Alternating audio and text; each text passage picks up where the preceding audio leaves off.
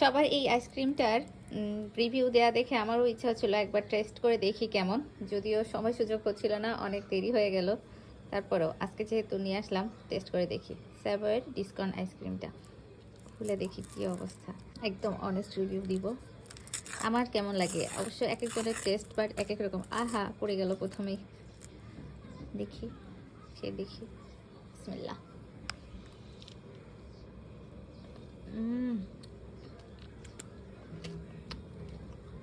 অসাধারণ coffee flavour,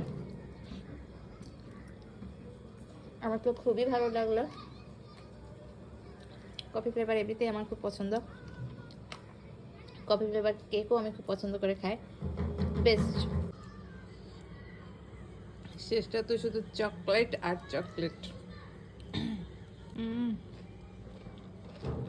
সেই